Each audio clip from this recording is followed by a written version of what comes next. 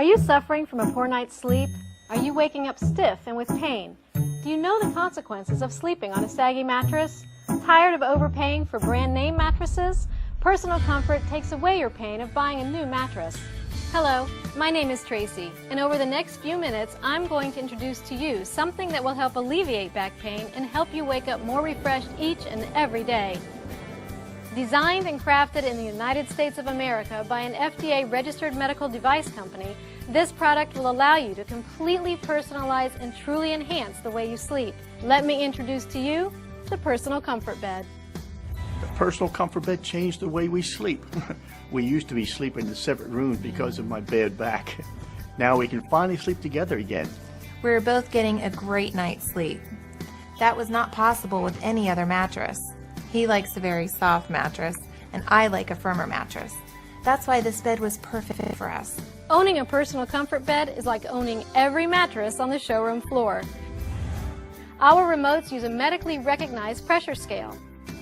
The Personal Comfort Bed is made up of patented and state-of-the-art technology. You can easily personalize your mattress to make it more firm or more plush, depending on your body's needs. We're the only mattress in the industry that has a reversible top cover with a cooling, more ventilated fabric for the spring and summer, and a more comforting side for the fall and winter. All of our beds are completely interchangeable, upgradable, and renewable. For more about the benefits of the Personal Comfort Bed, I'd like to introduce to you our manufacturer, Craig Miller.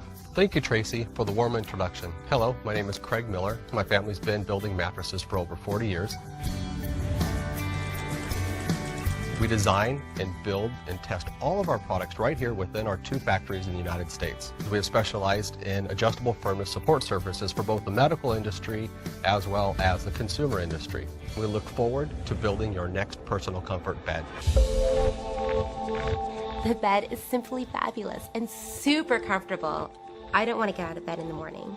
After a long day of training, I'm happy to get back to my new bed. It's important that I have the proper support and comfort when I sleep. I love the 2-zone technology because I can adjust my side of the bed to get my back feeling great. You have an up arrow to increase firmness, and you have a down arrow to soften the firmness of the mattress. Based on a 7-week sleep study, they found that 88.9% of the participants experienced reduction in back pain. 85.2% experienced better sleep, and 90% participants showed improvements in sleep and pain overall. Now it's time to prove the durability of our air chambers, so we put them to the ultimate test. Here we are with the 4-door Jeep Wrangler, completely on top of the air chambers on the front left side of the vehicle. Go ahead. That's just the wood breaking. 3/4 inch plywood breaks, but the air chamber is perfectly fine. I'm confident that you'll enjoy the Personal Comfort Bed as much as I do. So call now and try it risk-free for 120 nights in the comfort of your own home. You'll receive fast and free shipping. And depending on what state you reside in, you may not even have to pay any sales tax. We'll pay the shipping to your home and back if you are not satisfied with the comfort of the Personal Comfort Bed. If you're completely unhappy, we'll refund your money. So this trial is truly risk-free. Hurry and call now before this offer ends. We can accept credit and debit cards. If you don't want to pay with a credit card, we also have special financing options available with approved credit. We offer an industry-leading warranty of 25 years with full coverage for the first 3 years. Every mattress comes with our new state-of-the-art touchscreen medical-grade remotes. Select models come with our patented reversible top cover. Try out the Personal Comfort Bed in the comfort of your home for 120 nights completely risk-free. And if you buy today, we are giving away a free gift of 2 memory foam pillows while supplies last. All of this comes to an added value of over $500. So call 888-694-4088 right now to place your order risk-free. Act now and save hundreds to thousands over the competition and start sleeping better. You can also place your order online at personalcomfortbed.com. We look forward to adding you to one of the fastest growing families of extremely satisfied Personal Comfort Bed owners.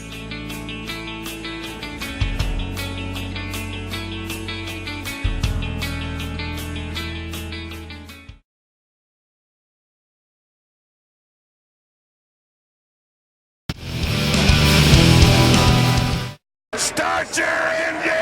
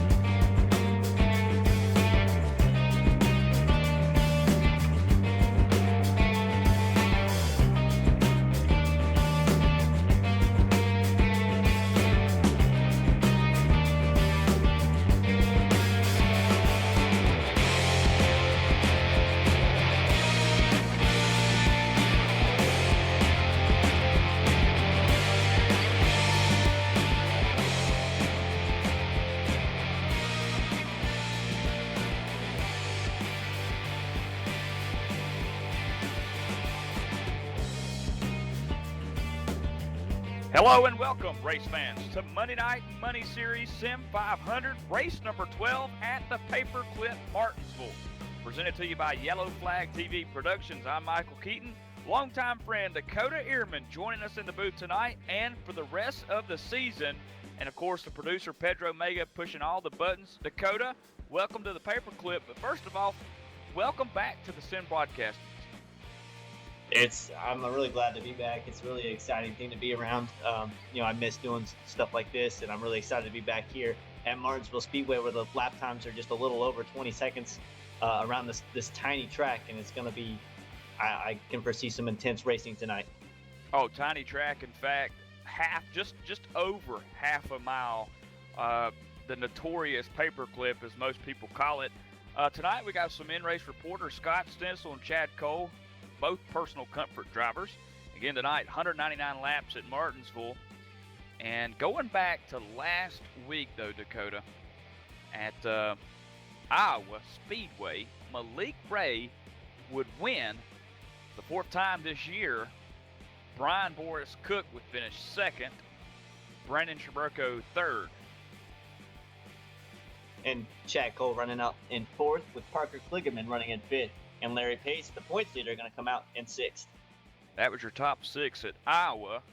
And now that shook some standings up as Larry Pace and Kyle Tarasca trade spots. Larry Pace is now number one in the points after 10 starts. Kyle Tarasca sits second. Joshua Williams, J.D. Laird, and Brandon Scherberko ran out your top five. The interesting thing about Larry Pace, he ran more laps than anybody here, it looked like, in practice. Over 130. The next guy's running barely 40 and maybe 70. And he was the fastest in practice. And Dakota, when it's all said and done, nearly just about Larry Pace would have ran this race twice tonight. A total of 400 laps nearly for Larry Pace. So look at him to be strong tonight. And I think it's that extra practice time that wasn't just beneficial towards qualifying, but mostly towards the long run. I think he kind of focused on running on the long run, seeing how his tires would fall off and how the car would handle. All right, so we got 27 drivers tonight at Martinsville, 199 laps, 13 taking time. And at a track like Martinsville, Dakota, I mean, is there really a safe spot? I mean, on the pole, Brian Boris Cook, I mean, you think it'd be a safe spot, and then you got Casey Duncan, who's going to start 27th. I mean, is that a safe spot, Honestly, at this track, there is no safe spot. When you think about it, the leader could be at the tail of the field within, 3 to 5 laps if something happens. Say he's right there with the whole field. He's in the midst of it. Or the guy in the back, something happens right in front of him, something happens right behind him. Maybe even the leader just going into turn number one. Somebody just overshoots the turn, doesn't get on the brakes hard enough, just slams right in the back of them, puts them in the wall, and their day's done that early. It's that way all the way through the field from 1st to 27th. It's going to be a wild ride for him. It's going to be a wild ride for sure. I mean, 13th spot, 14th spot where Chad Cole's at, Malik Ray 15th. I mean, come on. I don't want to start in the middle of the pack. But I tell you what, the man who's going to start on that front row and lead us to the green is going to be Brian Boris Cook, the driver of the number 63 machine. Outside him, the man from Puerto Rico, Jose Gonzalez. How about the 91 of Steve Gottschalk going to roll off third? He was third in practice and third in qualifying, with Glenn Campbell in the 99 rolling out on fourth. Glenn Campbell putting his rocket ship on the fourth spot lineup. Fifth is Doy Woods in his 81 machine. Sixth is going to be the one and only number 20 of Chad Cole. Scott Stencil rolls off beside him. 7-year-old Campbell going to roll off 8th, and Larry Pace, points leader, rolls off 9th. 10th is going to be Scott Formosa, with Scott Smiley rolling out on his outside in the 68 machine. Last two to take time, the number 30 machine of Louis Robinette, or as Louis likes to call himself, Louis. Seth Merchant, last to take time. He starts 13th. The drivers that did not take a time, the next row is going to consist of Chad Cole in the number 8 machine, with Malik Ray, last week's winner, in the number 1 machine on his outside. J.D. Laird brings up the next row with Brandon Scherberko outside him. Mike Kelly and Kyle Mager will make up the next row. Milt Matisse, or was it Mattis? Matisse, I do believe. Matisse, that's what. Yeah, Matisse. We try to get the names before the broadcast started. Jimmy North in the 84 outside him. Eric Arnold and Michael Priester will roll off with the next row. Chris Cabot in the 39 machine starts next, and Joey Jatina in the 14 machine starts 25th. Ryan Workman and Casey Dunking are going to round out the field here today as we get set to take the green flag. The pace car is off as they roll through 3 and 4.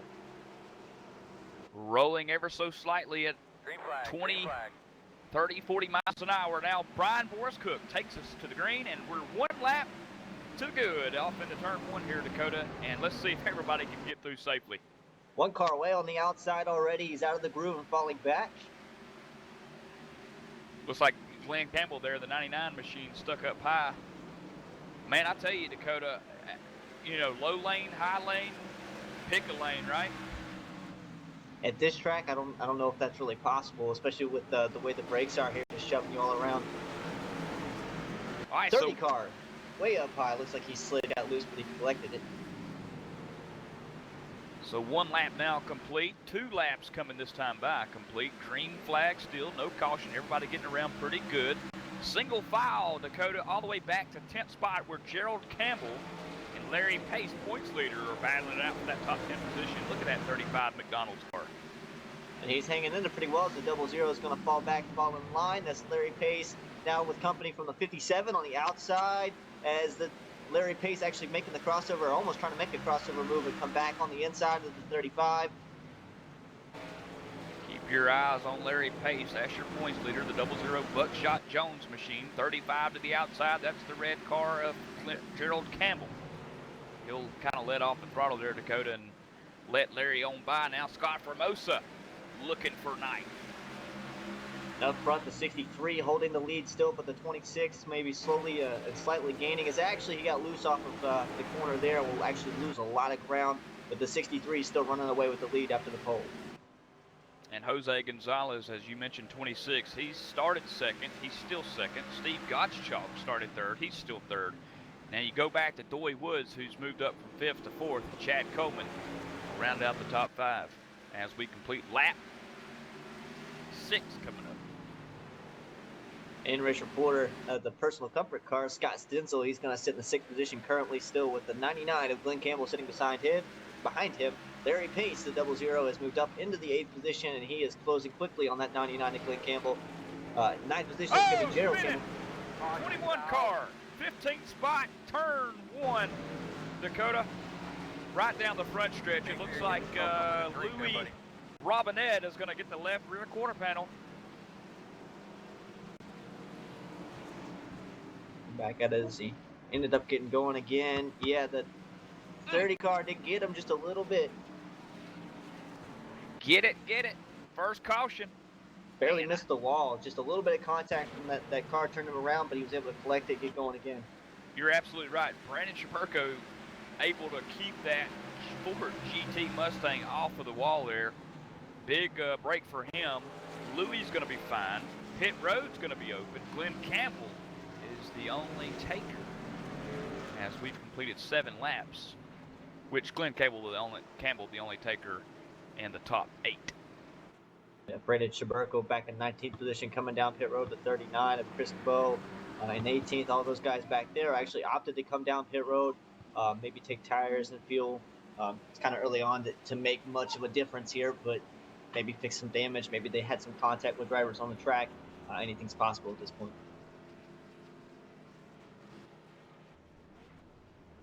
Hey, Scott Stencil, Mike Keaton up in the booth. You got a copy? Hello, Mike Keaton. How are you? Hello, sir. Good. How in the world is that personal comfort Ford GT24 machine looking tonight, man? You're sitting 6th spot, qualified 7th, so you've moved up 1, and there's some fast drivers out there. Yeah, man, it's a good neutral setup. I'm pretty happy with how it feels. Hopefully, over time it stays that way. The most I got in practice was 18 consecutive laps, so not really sure how this 199 lap deal is going to pan out, but we hope to stick up front here. Scott, you got you a nice, you got one of the nicest seats in the league here in the Sim500 Monday Night Money series. Does any of the other drivers, make fun of you for having that extra padded cushion comfort seat? Well, of course, because I don't run as fast as them, right? Well, Scott, looks like he's getting ready to go back green here. We'll let you go, and good luck the rest of the way, man. Talk to you around halftime. Thanks, guys. As the pace car pulls off, we get set to go back. Green flag racing leader rolling through turns 3 and 4. And off of turn 4, a green flag is out. He's gone, and he's going to pull away from the outside car. No competition. One car back up. That's 0-0. Larry Pace actually got to the bumper. Somebody had to back up. Everybody just double filed through the corner. 35 coming up like he was going to go 3 wide on the outside. They're getting forced up there, but they remain 2 wide. 3 wide for 4th. Oh, nearly wrecking. Chad Coleman down the front stretch in 4th spot. 81, Doy Woods is going to have to go high. Scott Stencil now underneath him, trying to make a pass on that Atlanta Hawks machine as they kind of filter out here. Well, Scott Stencil still looking for 5th spot. 91, Steve Gottschalk just up ahead, getting a little loosey-goosey off 4 there, Dakota. And I'll tell you what, the battle for first actually he was heating up. The 26 actually had a run underneath the 63, and he's staying right on his bumper. Maybe sliding a little bit off the corner as it looks like they're going to separate. But I don't think Jose Gonzalez is going to give up until he can get back up or into the lead here, as they're still racing side by side behind them all the way back in about 6 spot. 3 wide.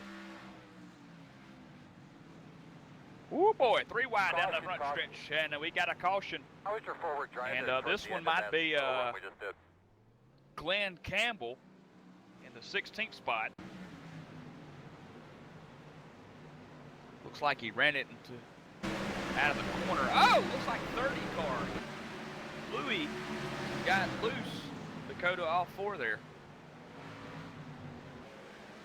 And that's one of the things about Martinsville. It's you got to brake really hard going into the corner, but when you got to get off and try to have that speed coming out, you've got to punch it, and sometimes the car just doesn't want to grip.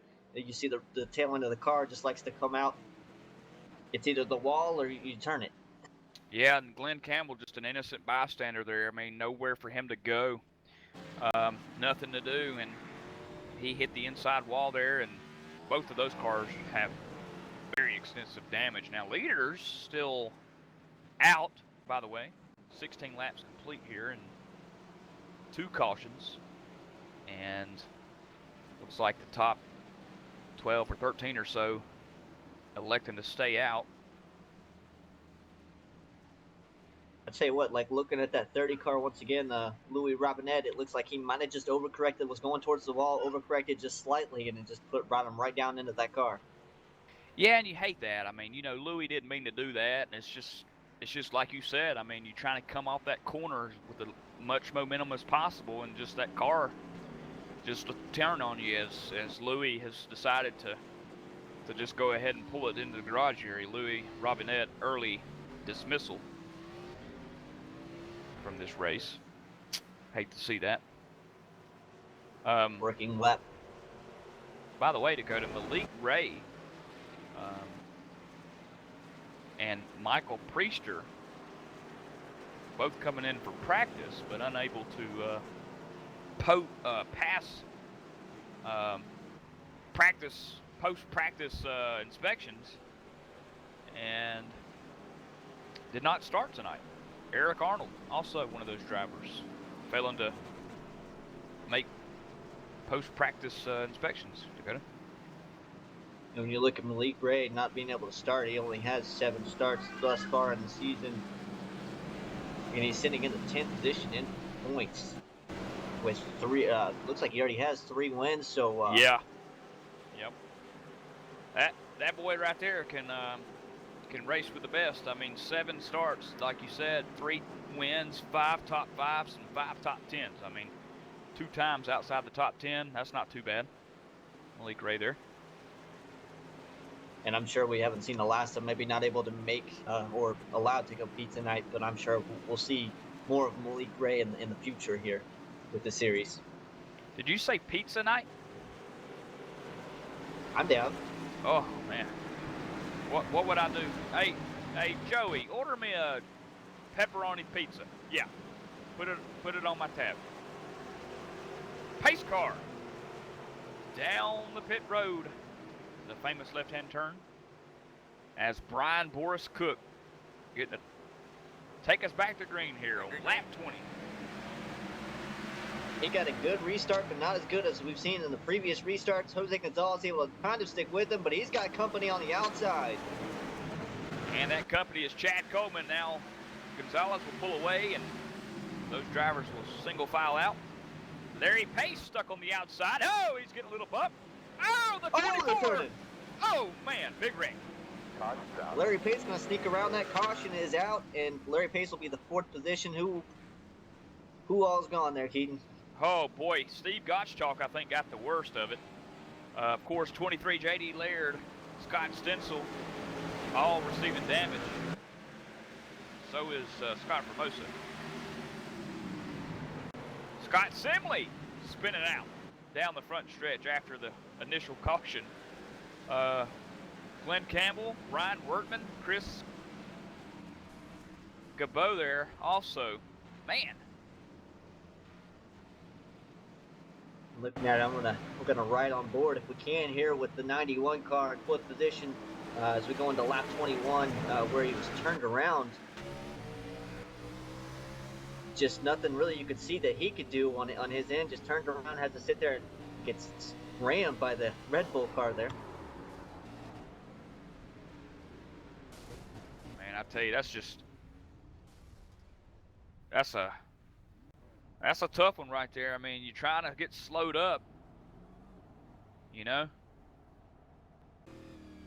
And it's at a track where brakes are so key, but they're only good for so much. I mean, you got to use them or abuse them to get through these corners. A lot of people would say, and maybe really wasn't expecting to see a car just stopped in the middle of the track there, or it's Martinsville. Rubman's racing. And bad news for Chad Cole fans. Chad also receiving damage from that incident. Dakota, he was back in 17th spot, and he got a nice power drive from the number 68 car, Scott Simley. Which, of course, Scott didn't see nothing but his back end there. He didn't know anyone was slowing down in front of him. It's just a tough break, Really? and that's how Martinsville is, you know? I mean, like you said. I mean, we said it at the top. There's no really safe spot on this racetrack. It looks like Brian Boris Cook has done really well being in the lead. He's been pretty well off, but he's about the only one, as we saw, just moments ago. 3rd place on back, just massive incident right in front of the field. Martinsville Speedway opened in 1947. Seating capacity of 55,000 folks. The jumbo paperclip. You know, you got the small paperclip. You know, the tiny paperclip. I guess you could call this the tiny paperclip. Half a mile.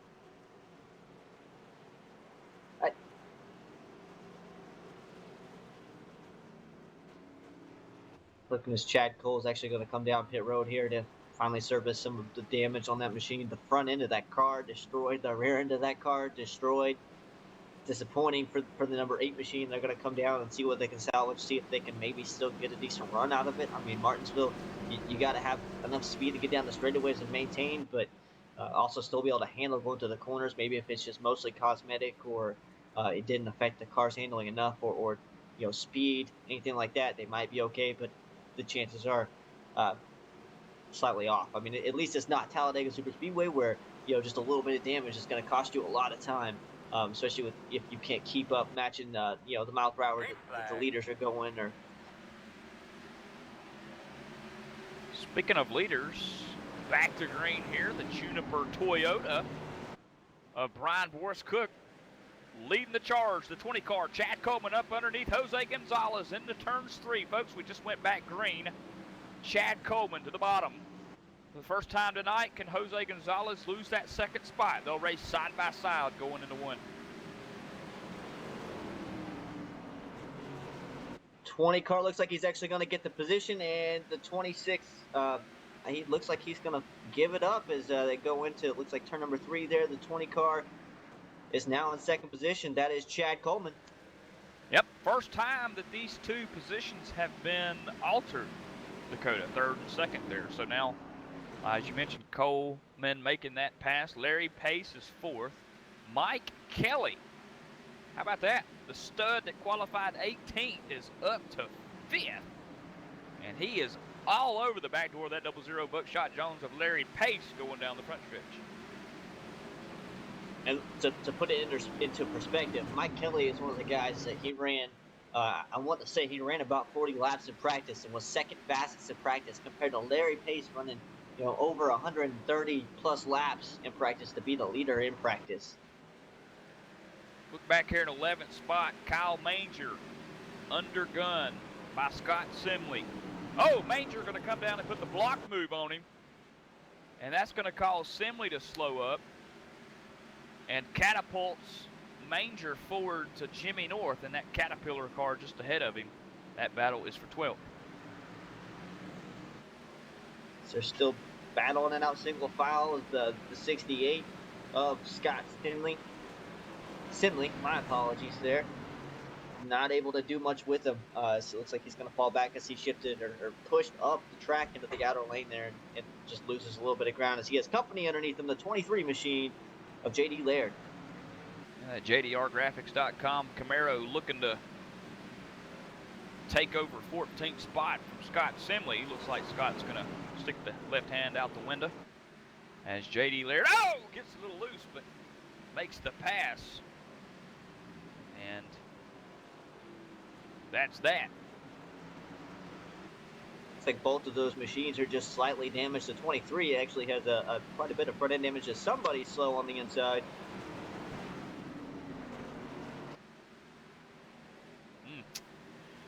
J.D. Laird up to 13th, just a couple of cars ahead. You've got Gerald Campbell in the 8th spot and Doy Woods.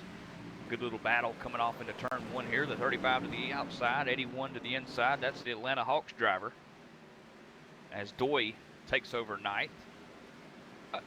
2 cars back, Dakota. Number 14 machine, Joey Chatina. How about that? 11th spot.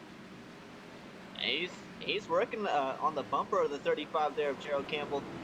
Not able to do anything with him quite yet. You can see there's some damage on the rear of that 35. Not sure if that's existing or from the 14, but the 14, he was wearing out the back bumper there for just a minute there on the 35. So he's going to get right up to him, and 35 pulls away on exit. And folks, Joey Jatina started on the last row tonight, all the way back in 25th land, and he is up to 11th. So far, he's had the most positions gained as he gives Gerald Campbell a little hello, how are you bump, trying to crack his top 10 spot tonight.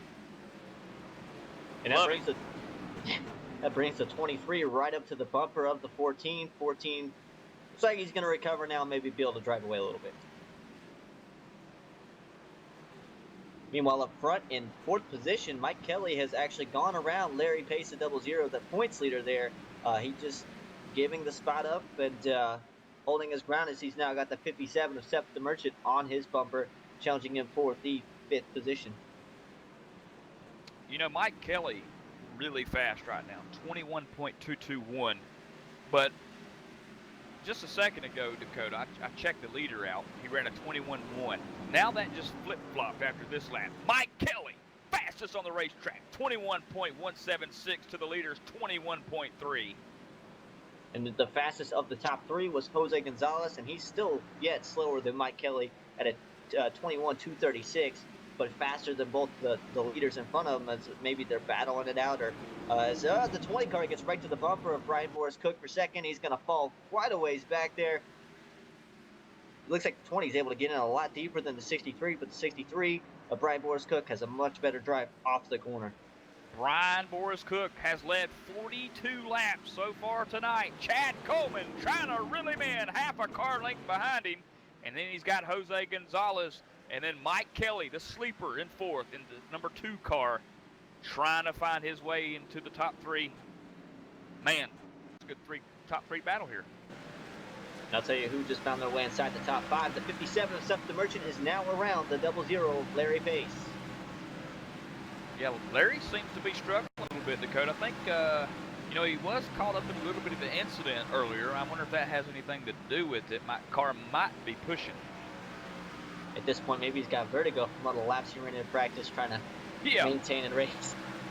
Yeah. Andy car behind him actually caught the apron. Apron had made up a lot of ground to caught the apron and was actually sliding off the corner as he pushes up this corner. I think the 80 car is actually diamonding the corner trying to get everything he can to catch the 00 of Larry Pace right now. Scott Formosa there. Week in, week out, Scott Formosa always in the front. He's had some trouble looking for his first win. Can't quite seem to find it. It's anybody's night here, though, at Martinsville. Anything can happen. I told some guys before the race that, hey, this could be your night. We've had a lot of repeat drivers winning. It's time for somebody new to win. Brian Boris Cook would be one of those guys. He's led 46 laps at the stripe there, and he's looking mighty good. 21 of Brendan Chaburko just looking underneath that 80 car we were just talking about. Scott Formosa was unable to actually get the spot, though. Coming off the corner, falls back and loses quite a bit of ground. Remains in his position of 8th. Meanwhile, up front, the leaders kind of spaced out just a little bit. They're not quite as close as they were, maybe in the corners, but the 20 not able to get to the bumper of the 63 of Brian Boris Cook anymore. Chad Coleman just doing everything he can to hang on to the 2nd position. Meanwhile, Mike Kelly all the way up into the 4th position has actually caught those lead 3. And Seth the Merchant, he's right there as well. Those 2 cars on fire right now as they've run down the top 3 there. Oh, Dakota, and don't look ahead. Brian Boris Cook's got 2 lap cars in front of him, Glenn Campbell and Steve Gottschalk. Now, I'll imagine that these guys will go high, but depending on where they catch them at, in the beginning of the corner, at the exit of the corner, it could be a little tricky here at Martinsville, and we might see some fun times ahead here. That's very possible. If they catch them at just the right or wrong spot, we can see a new leader here as a 20 car pushes up just a slight bit. I think he's also trying to diamond the corner. These guys, if you watch the leaders, all running almost slightly different lanes, but yet still just as fast as one another. It's a 20 car right to the bumper of Brian Boris Cook, unable to get it though. Just a little bit closer to that lap car. Bump drafting at its finest at Martinsville. As you see the 20 car, Chad Coleman once again coming off 4. You're going to give him the nudge. Oh, he's lost a little ground there. Off into 1. Boris Cook's in a weird spot here. He's got to watch his mirror. Oh, as he gets loose. And he's got to watch the windshield because he's got a lap car ahead. The top 5 are right there. There's 4 cars right behind him, 4th position. He can't make a mistake. He knows he's got to worry about the lap cars. He can't worry about what's in his mirror, but at the same time, he really has to worry about what's in his mirror. As he goes underneath the lap car, he's going to have to slow it way up, and that's going to back everybody up behind him maybe slightly as the lap car maintains high. 20 car looking underneath as he's cleared. 20 car almost cleared. Glenn Campbell doing a fine job staying out of everybody's way up high. The 99 Gulf Machine is the lap down car. Jose Gonzalez now works underneath him as they go off in turns 1. The leaders have gotten by. Jose going to get caught here. He's going to have to stay low. That's what I was talking about, binding the corner up. Off the corner, losing about 3 car lengths there. Look at that. Glenn Campbell out of the way, but he's not going to let him go easily, and he's giving them a run for their money right there as they actually all pretty much just about get by. There goes the last car, Seth the Merchant. Still underneath, but looks like he'll get him right off the corner here, maybe. And he does. He does. Clear high. Meanwhile, Mr. 63, Brian Boris Cook has opened up. Look at that lead he's opened up, Dakota. About 4 car lengths over Coleman. And he'll be able to maintain that, but just one little mistake here. It's such a small track that all that ground just gets made up. In an instant. Just one little overdrive and the car shuts up a little bit. As you see it looks like Chad Coleman actually had made up a little bit of ground. As I say that, looks like maybe just maintaining, but I mean he's almost to the bumper in the center of the corner there, though. Looks like 56 laps complete.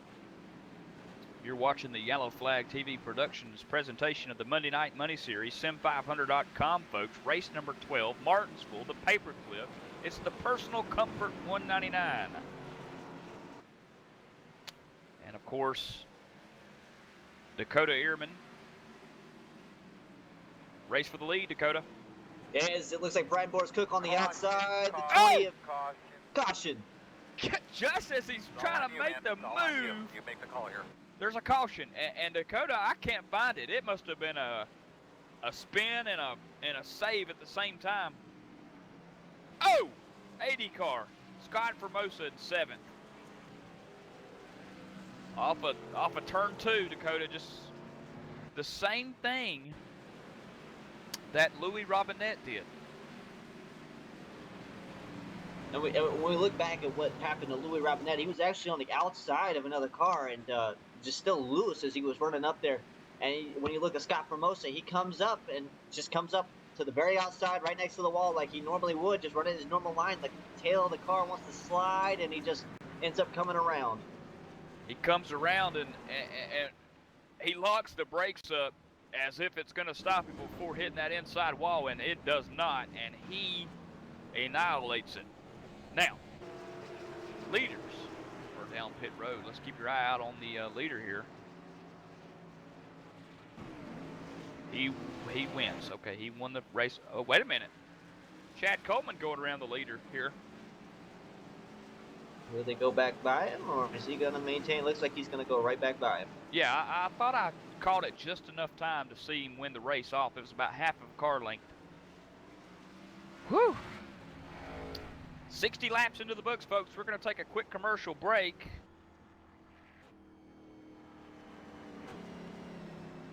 Are you suffering from a poor night's sleep? Are you waking up stiff and with pain? Do you know the consequences of sleeping on a saggy mattress? Tired of overpaying for brand name mattresses? Personal Comfort takes away your pain of buying a new mattress. Hello, my name is Tracy, and over the next few minutes, I'm going to introduce to you something that will help alleviate back pain and help you wake up more refreshed each and every day. Designed and crafted in the United States of America by an FDA-registered medical device company, this product will allow you to completely personalize and truly enhance the way you sleep. Let me introduce to you the Personal Comfort Bed. The Personal Comfort Bed changed the way we sleep. We used to be sleeping in separate rooms because of my bad back.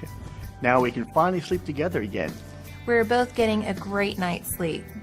That was not possible with any other mattress. He likes a very soft mattress, and I like a firmer mattress. That's why this bed was perfect for us. Owning a Personal Comfort Bed is like owning every mattress on the showroom floor. Our remotes use a medically recognized pressure scale. The Personal Comfort Bed is made up of patented and state-of-the-art technology.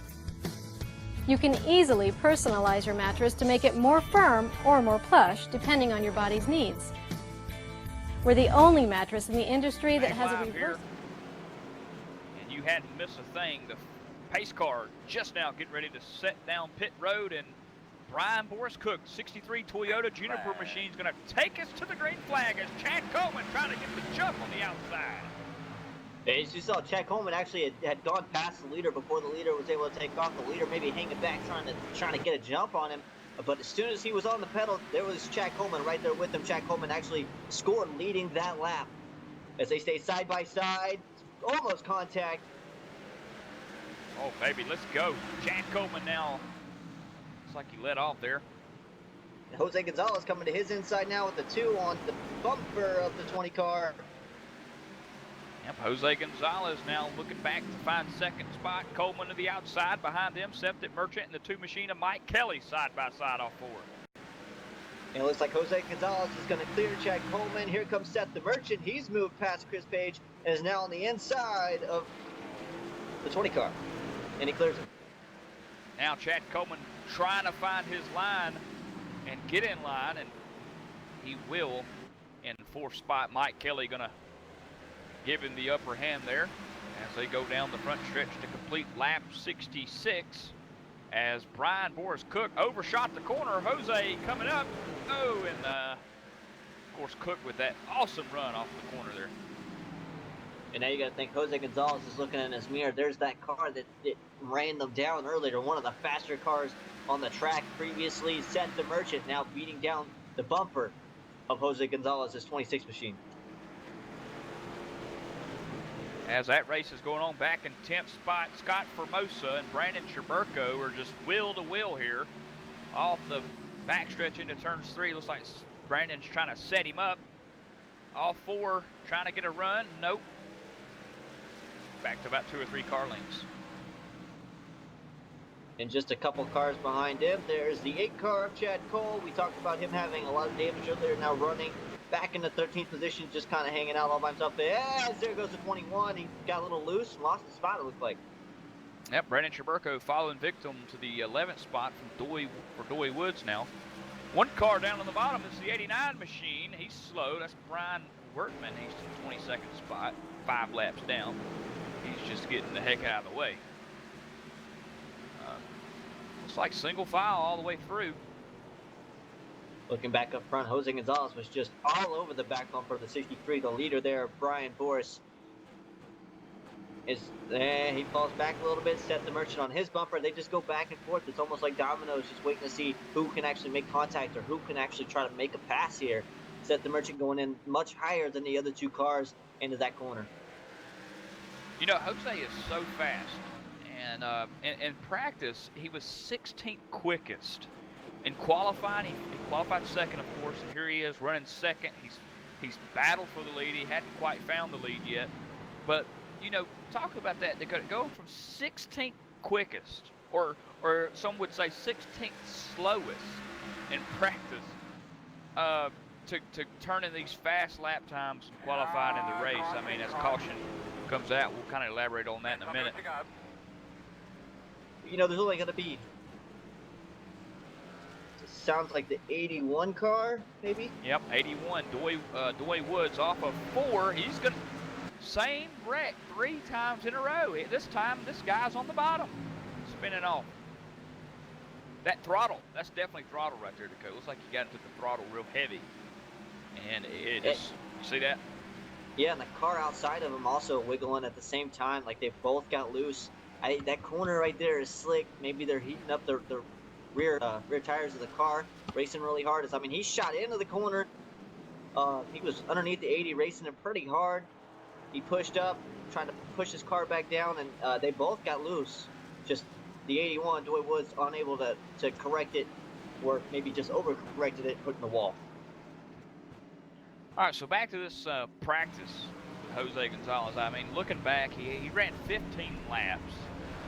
The 11th practice lap was his quickest, 20.664, but only 16th fastest during practice. So you're talking about a step up from going from 16th quickest to second qualifying and battling for the lead out here at the paperclip. Man. When you really look at some of the lap times, I mean, if you look at how much practice was put in, you say Jose Gonzalez only ran, a handful of laps. Getting a fast time, it can be as simple as, going back out and just, being repetitive, seeing where you can gain time. Maybe the track is different than when you were able to practice. It's adjusting to that. He didn't get that much of a chance in practice, as to where some of these guys were out here for 130 plus laps, running laps and practicing. So he was able to come out and run the best that he could qualifying. And obviously he's a great driver. We've seen it before. We've seen it for so long in the past. He's done so well. And it's no surprise to see him running second today. Another driver running over 100 laps in practice, Brian Boris Cook. That's your leader, folks. And Dakota, I'm not 100% sure. 76 laps just now complete. And Brian has led 75. And then did the one lap go to Coleman right there at the restart earlier? Yep, one lap. It has been taken from him. It was Chad Coleman on the restart. Got a good jump. It pulled up ahead of the leader, really, which, the rules are kind of iffy on that. Brian Boris had actually backed up. I don't know exactly, what the strategy was with that, or if he was just trying to get a good jump. Obviously, he was able to maintain the lead, but was not able to maintain the lead for that lap. Well, Jose Gonzalez is going to have to start on the outside where Chad Coleman did earlier, and we see what happened to him. He went all the way to fourth, nearly fifth spot. Mike Kelly let him in. And now that is going to be reversed. Chad Coleman will restart third. To the outside, the number 2, the deuce is loose. Turn 1 hero, Mike Kelly. Joe Campbell and Larry Pace back up in the top 5, it looks like. As the pace car is off, we get set to go green flag. Green flag. Green flag is out. They're racing again. Green flag's out. Jose Gonzalez, good restart. Oh, he almost cleared Coleman to come down, but he didn't. Jose, yeah, he's going to get it off the corner. Yep, look at that. Power muscle, buddy. Mike Kelly looking to follow on the outside. He's going to get forced on the outside. It looks like he's going for second at this point. He's still able to power off, and Chad Coleman just didn't know what to do, being on the inside, fell back and lost his spot. He's now back to fourth, as Mike Kelly now in third position. Wow, for the second restart in a row, Chad Coleman finds himself on the front row back to fourth in a matter of laps. Man, patience, Chad, patience. Look back here. We've got a race back here. If I can get the position number there, it looks like the 51 or 57 is Seth Emergent coming back up through the field. He was running up in the top 5. He's no longer there. Racing Jimmy North in the 84. Jimmy North gets loose. In P10, he's going to maintain his spot and able to save it. Yeah, Jimmy North, driver of the 84 machine, Caterpillar. Now he'll look under, or Joey Jatina now looking underneath him. Down the front stretch, Joey cracking the top 10 for his first time tonight at Martinsville off 2. Remember, he was working really hard at that earlier, and he's finally got there. As we have a race up front for the lead, it looks like. Second place, yeah. Mike Kelly to the inside. Oh, the 63's been passed. Yeah, Jose Gonzalez to the lead. Blink and you miss it. Going back here, yeah, caution. Okay, going back, in turns 2 there, Dakota, Boris got real sideways and nearly spun it. And Jose and Mike Kelly, of course, getting around. That's how he lost the lead. Looks like it's a big one. I'm looking at I see at least the 80 car, the 84, the 21. Big one towards the back of the field, around P12, maybe 13. Jimmy North, the 84 machine. It looks like it looks like Scott Formosa on the front stretch just before 1, Dakota, is going to hit the wall, come down into the 21. 21's going to hit the 84. Oh, Casey Duncan just pile drive the 42 of Milt in the passenger door there. Scott Formosa's done. You know, I mean, it looks like Formosa just got a little close to the wall, maybe got loose, overcorrected, just slammed down, and that's a lot of cars involved over, small little error, and that's all it takes at this track. It's so small. We really have to emphasize that, because it doesn't take, very much for there to be 3, 4, 7 cars involved in an incident here. Ooh, let's see. I was almost about to say your leader's down pit road, but he lost the lead. Of course, we're talking about Mr. Boris Cook there. Yeah. So, yeah, 63. That's the guy. He's pitted, Dakota, and he's going to be starting somewhere around the 13th, outside the top 10, perhaps here. So keep an eye on him next restart. At this point, he's lost the lead. Maybe he feels like he overdrove a little bit there, and he wants new tires. Anything in that scenario or ballpark. So as he stops, and he's going to actually get service here. That's going to put him towards the rear of the field. But I mean, he's been up front all day. I feel like there wasn't much else he could do. If he's already going to be behind cars that were all over his back bumper, get tires, go back up there, and drive past him. Let's go real quick to Jose Gonzalez, your race leader. Jose, it's Mike up in the booth. You got a copy? Yeah, what's up, man? Man, I'm going to tell you something. Getting around Boris Cook there, took quite an entertaining twist, nearly getting loose, and you going up under him. Tell us about how good that felt, taking the lead. Yeah, you have to be patient here in this track. It's passing. It's not easy. Everybody's going the same speed, so I guess you gotta wait for somebody to make a mistake, and that's what happened. I think he came in too hot into the turn, and he went up the track a little bit, and he just opened the door for me.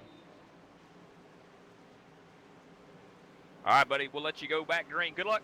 All right. Pace car is off. Drivers entering turns 3 and 4 side by side as the leader gets set to go green flag. He's backing way up. Jose Gonzalez slowing way down. Outside lane just has to wait on him. Leader's supposed to be the first in the line. He won't be the first in the line that time. The 2 of Chris Page leads that lap, but he falls back on the outside. He's now beside the 20 car, Chad Coleman. Whew.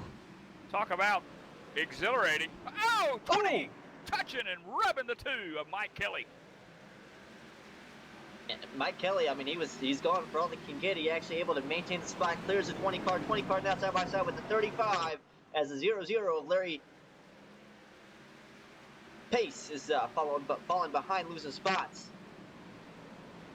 Gerald Campbell threw his machine on the outside, trying to get around Coleman as he gets loose off 4. Coleman into the wall. 2. And there comes Larry Pace. 3 wide in turn 1. Full contact. Larry Pace spins sideways. He saves it. Loses a couple spots. He's still losing. Woo! And it looks like he's finally recovered. And that looks like that might have been Chad Cole that just went around him. Oh, Chad Cole sideways. Joey Jatina, gosh, somehow or another kept it off of Coleman. Gosh. Cole hit the wall there. No caution. Wow. What a restart, Dakota. This is like the last lap, man. I love it. Cars passing everybody, That was interesting to say the least. Looks like everybody's kind of calmed down now, single file, pretty much all the way around the racetrack, all the way up to a little bit behind. It's Seth the Merchant, I see, racing the 35 car of Jared Campbell. Yes, the Merchant taking over that 4th spot, and meanwhile, Jose's just up there like Elian Gonzalez crossing the border, got balls, Pelpita up in the lead, smiling as he just keeps getting further and further away as these guys race hard. Mike Kelly under fire from the 3rd place man is Chad Coleman. 94 laps complete. We're approaching the halfway mark, Dakota. The Sim500 halfway top 10 is at lap 100. Of course, those top 10 drivers will receive a bonus point or 2. Depends on how nice the admins are. We'll let them make that call, Dakota. I've got no say there, but I'll tell you what, Larry Pace actually recovered, and he is currently running in the 7th position. But how about a notable mention? Damaged car in 6th position, the 23 car, J.D. Laird. He's made a pretty good recovery, running up in the top 10, right outside the top 5, right on the bumper of Gerald Campbell.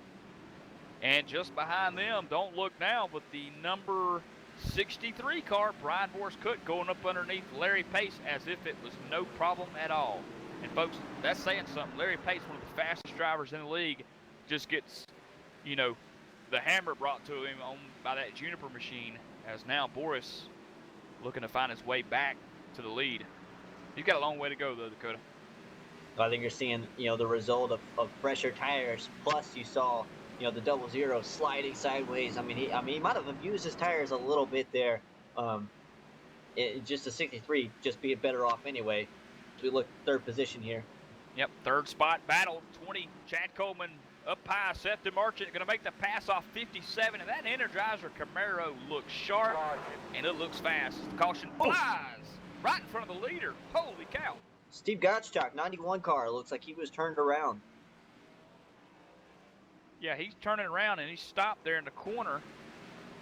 And he come up the track. God, Lay Pete right in front of the leader. All by himself, he just drives in too hard, loses control of the car, slides, and he ends up backwards, parked in the corner. All right, we are 1 lap away, folks. 1 lap away from the Sim500 halfway top 10.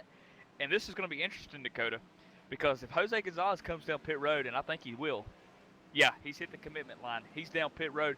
This is going to alter some positions here on who gets these bonus points. So let's take a look at this. Some drivers know, you can tell, Seth the Merchant not pitting. So he's going to lead this lap. And I think Seth the Merchant actually pitted more recently than most of the leaders also. So he's on better tires, but are they good enough to hang on, or is he just staying out here to get a bonus point and then going to come down pit road? Absolutely. That's what we'll have to see and wait and find out. So, folks, here it is, your SimCraft halfway top 10. Lap 100 is complete, and the results are in. Seth the Merchant in the 1 spot, J.D. Laird in 2nd, and J.D.'s coming down pit road. So there's your answer, Dakota. Kyle Menger in the 25 machine is going to be running in the 3rd position, and the 26 car of Jose Gonzalez will be 4th, your former leader. Joey Jatina, 5th, the halfway mark. 6th spot belonged to Mike Kelly, Griscabue. And there's some things, oh gosh, they've cycled. They've cycled on us. We got the top 6. The results, it shifted there. Obviously, some guys coming down pit road like we thought. So see, that's good hindsight right there. You know, they're not only thinking about, oh, I got to pit, but oh, I can get these bonus points, and I can pit the next lap and be okay. And that's what we've seen.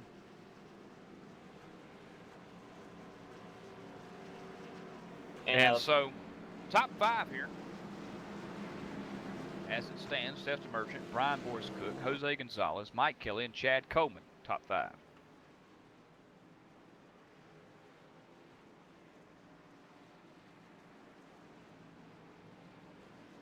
And we're working on getting Chad Cole. Chad Cole, is Dakota Ehrman up in the booth? You got a copy, bud? Yeah, I got you, Dakota. How's it going? Pretty good. How are you, man? It's been a while. Yeah, good to see you back here, back and doing the sim thing. How about that save over in turn 3 ahead? That's something else, huh? Yeah, and you being the personal comfort, one of the in-race reporters here, we're just going to ask you really quickly, before you go back green, what's got everything so sleek out there? I mean, we watched, I don't know how many cars come off the same corner just sideways. Yeah, it's a pretty difficult setup to drive. That's the way we like it, though, around here. You don't want it too easy for these guys. Don't want to hand it to them on a silver platter, you know? All right, we got you. Thanks, Chad Cole. We're going to let you go back green. Good luck. Pace car's off. Green flag ready to come out. It looks like Seth the Merchant had stayed out, and he's going to lead him to the green. He's going to get beat across the line by Brian Boris Cook. They stayed side by side into turns 1 and 2. Woo! Cook managing to hang on as he was the former leader. If you remember, he led a lot of laps. It looks like he's actually going to be able to pull Seth the Merchant on his old tires. They stay even, actually, coming down into the corner. Cook actually looks like he was falling back for a second. He's going to have a good run off the corner. Rubber flying everywhere on the track. Look at all the rubber coming off the cars as the 63 Brian Cook trying to take over the lead from Seth the Merchant. Man, what a bunched up restart. I love it. It's Martinsville. It almost seems like the last lap. The Merchant trying to hang on to the lead in 3. And it looks like Jose Gonzalez is going to get underneath the 63 of Brian Boris Cook, and that's going to free up the Merchant as Cook now unable to be a challenger, but he's not going to go easily. Woo! Battle for 2nd, shape it up. Battle for 3rd now, shaking up more. Mike Kelly underneath. Not going to be able to find the grip. Whew. That top 5 will go single file now. Look back at 9th spot. Joey Jatina just getting the runaround by J.D. Laird. Coming off the corner. Laird looking to the inside. Oh, he rubs him. Well, we talked about J.D. Laird. Had just been right outside the top 5 earlier. Stayed out to get a bonus point and ended up hitting. He's towards the back now. Just went around Gatina. He's able to make the pass, and that should put him in the 10th position. And it does. So Joey back outside the top 10 here. Single file. Your top 10 drivers. 108 laps complete. And boy, it's getting fun. Jose Gonzalez back to the bumper of the 57 of Seth the Merchant for the lead. He has no more company from Brian Boris Cook. Cook does have the 3rd position as it looks like Jose Gonzalez to the inside of Seth the Merchant for the lead. He's got the run. Can he make it stick, though? He does. Yep, washed up. That means new leader once again. The 26, I wouldn't say new leader, but new leader at the moment. Once again, 26 Jose Gonzalez. Another lead change to add to that column. It's now Seth and Merchant Falls. Of course, you got Brian Boris Cook in third. And Mike Kelly fourth. Chad Coleman fifth. And Scott Stencil, personal comfort driver, up to sixth spot. And caution. All right, you tell me about your car, bud. 68 Scott Simley in 10th spot. Well, 9th spot. We saw him just turned around, sitting in the corner.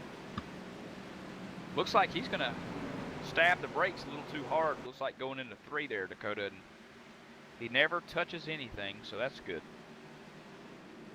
Eliminating damage possibilities there, as long as he doesn't make contact. Yeah, he just got on way too hard. Maybe. Yeah, I don't think he was expecting to be driving in that corner too hard. Maybe lost focus for just a second. 68 claiming responsibility, coming over the radio saying all him, apologizing to his team. Let's see.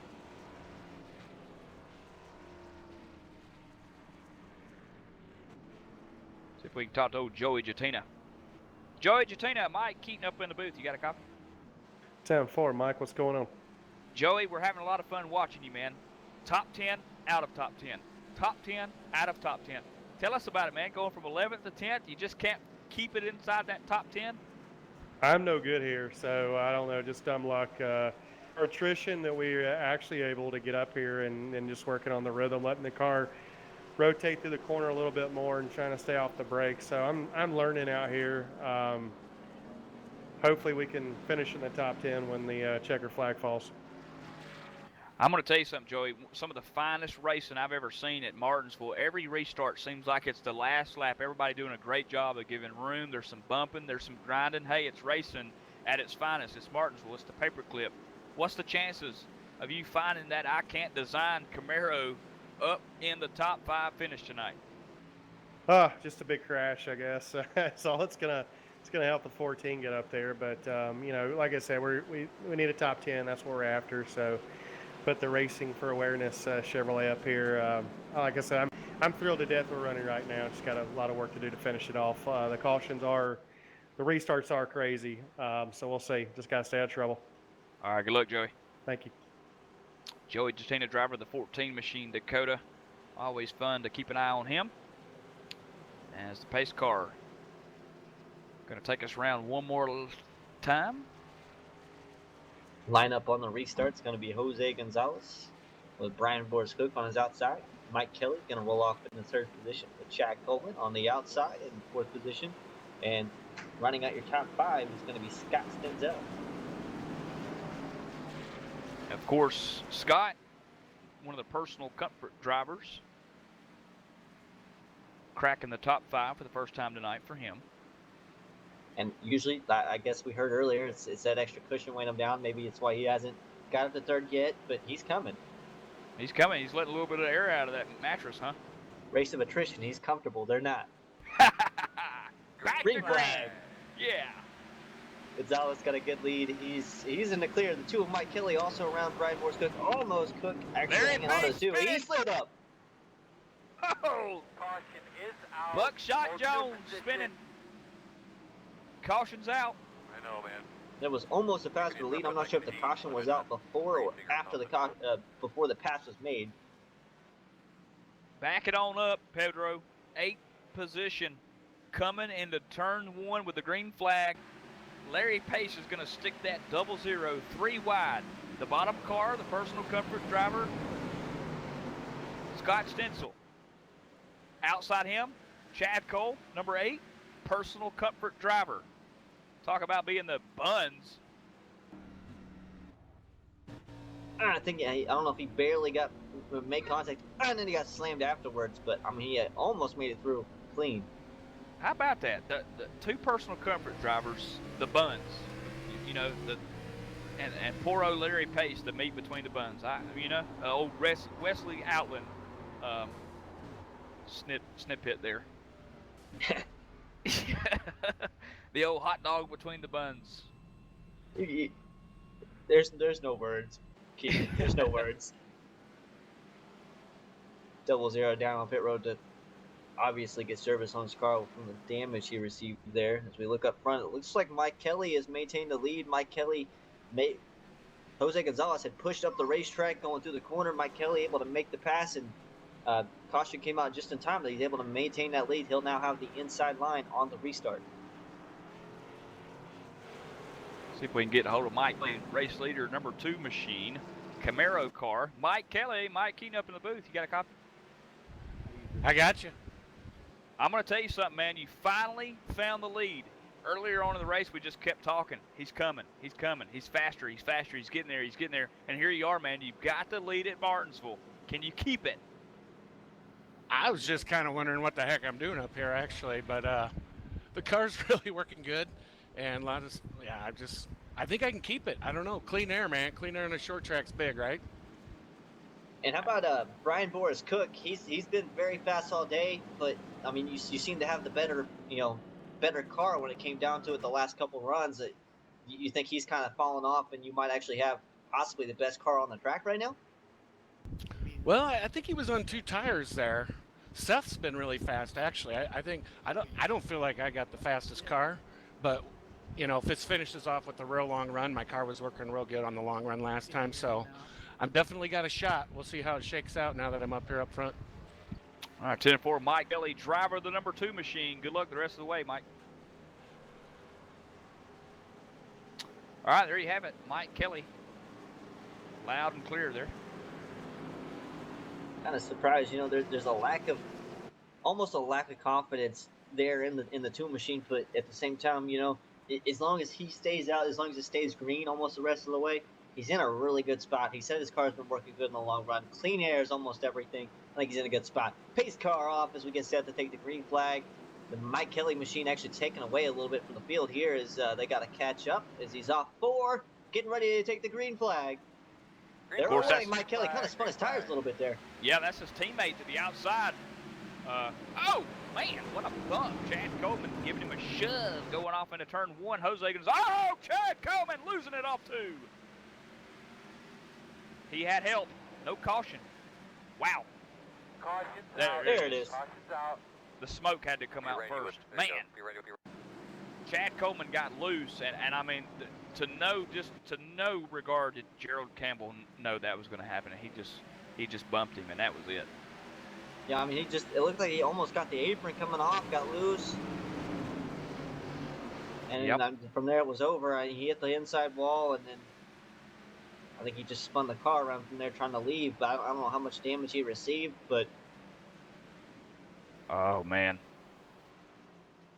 That's a bummer. Chad's got he hit the wall pretty good. He got rear-ended pretty good there, rather. He didn't hit the wall that hard after the initial contact, but the initial contact was what was bad. And you hear over the radio the spotter of the 35 communicating to the spotter of the 20. Apologies and no intentions there. I mean, obviously couldn't see anything that was about to happen there. Nothing more that could be done. So 20 car comes down pit road and we'll have to service his car.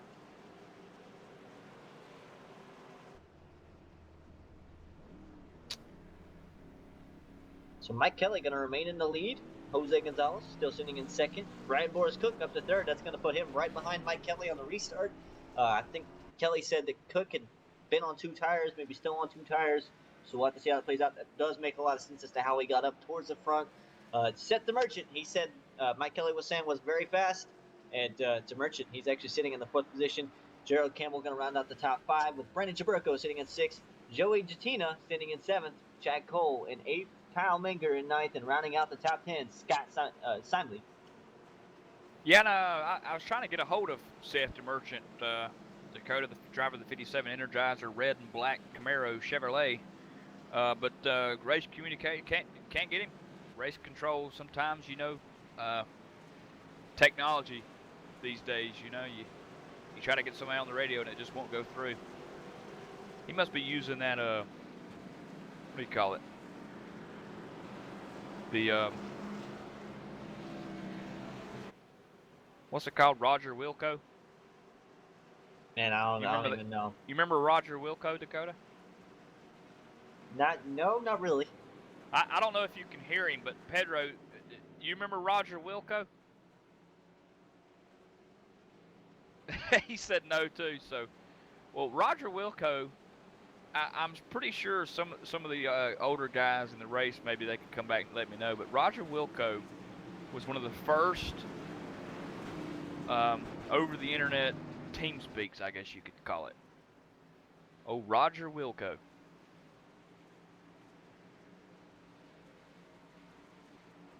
Pedro said 40 is not old, Dakota, as we get back to go green.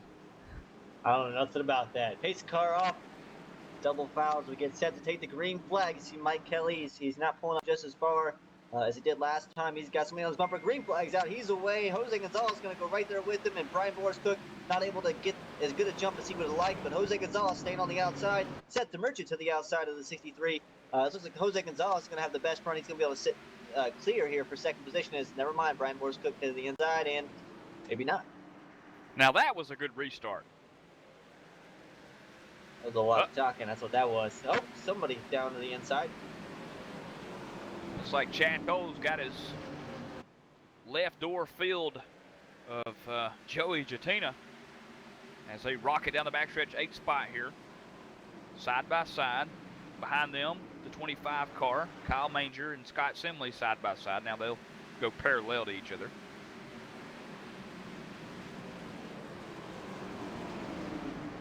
Chad Cole still outside trying to find that groove. Rubber's going everywhere, Dakota. Look at him down the backstretch. Yeah, Chad Cole, the damaged car, Chad Cole, he's hanging on really well right now. He's maybe a little loose off the corner. They stay neck and neck. Nobody really making any ground as Chad Cole actually super run inside the corner, clears him. Battle just in front of them now. And battle ahead is Gerald Campbell in 5th spot. Brennan Traburko, he's been kind of quiet tonight. 25th quickest in practice, 17th quickest in qualifying, and 6th right now on the racetrack, so move him up some spots. Oh! Racing, 12th spot, Jimmy North. Now call it KC Duncan in 16th. He's got the Red Bull machine ahead of him. That's Chris. And about right behind them, Chris Pace. He's right behind the 39. 8 car, Jack Cole. He is stopped on the track on the inside. Looks like he may be, he's able to roll away. Looks like he come up. Oh, oh gosh. Oh, he got into the back of Joey Tatina down the backstretch and it turned him. Did you see that? Yeah, it looked like Jatina just didn't have as much a run as the 8 car did off the corner and made contact, and the 14 just shot right into the wall, hooked him, and they were both done from there. Mike Tyson'd him into the wall. The old right hook. It appears, though, Chad was lining up a bump, just to kind of push him down the front stretch. And, man, he sure did. He right hooked him right into the outside wall. All right. Unfortunate end for both of those drivers, or, unfortunate thing to happen to both those drivers. I'm sure they're not going to, just call it a day, but it's getting really late into the race, so maybe it's just going for points at this point. Well, Joey Jatina talked about a wreck earlier. Remember that? There it was for him. Old buddy taking him out too. Hate to see that. Jose Gonzalez down pit road. Jose Gonzalez down pit road. That was your second, third spot guy. Mike Kelly still showing out the lead. So interesting pit strategy there. How about that? Seth the Merchant going to be moved into the second position here. So he'll be on the outside with Brandon Chaburko. Going to be running in the third position on the restart as of right now. So that's going to be Chaburko. Probably, I think, the furthest he's been towards the front tonight. This is going to be his chance to show the 57, the 2, what he's got. And how about another shout out? The 25 of Kyle Manger. He's going to be up into the 4th position in his 25 machine. Target machine there. We're going to see if we can get Kyle Manger on the radio.